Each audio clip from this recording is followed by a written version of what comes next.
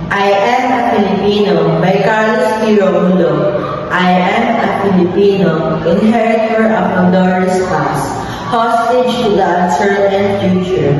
As such, I must prove equal to a twofold task, the task of meeting my responsibility to the past, and the task of performing my obligation to the future.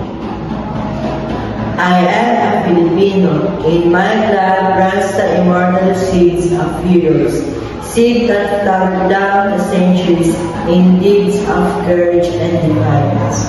In my veins yet pulses the same hot blood that sent Lapu-Lapu to battle against the first invader of this land, that nerved the Kandula in the combat against the alien foe, that drove Diego Silang and the Dagohoy into rebellion against the foreign oppressor.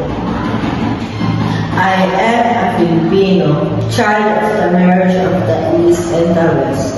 The East with its labor and distinction, its passivity and endurance was my mother, and my sire was the West that came thundering across the seas, with the cross and sword and the machine.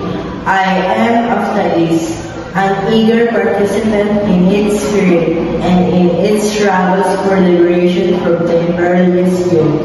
But I also know that the East must awake from its centuries shake off the lethargy that has come in slaves and start moving where destiny awaits. I am a Filipino, and this is my inheritance. What pledge shall I give that I may prove worthy of my inheritance? I shall give the pledge that has come ringing loud to corridors of the centuries, and it shall be compounded of the joyous cries of my Malayan forebears. When first they saw the counters of this land loom before their eyes, of the battle cries that have resounded in every field of combat, from Mactan to Tiran Pass, of the voice of my people when they sing, land of the morning, Chapulsa returned to their stand in faith, struggling like savage war. I am a Filipino, born to freedom, and I shall not rest until freedom shall have been added unto my inheritance, for myself and my children and my children's children forever.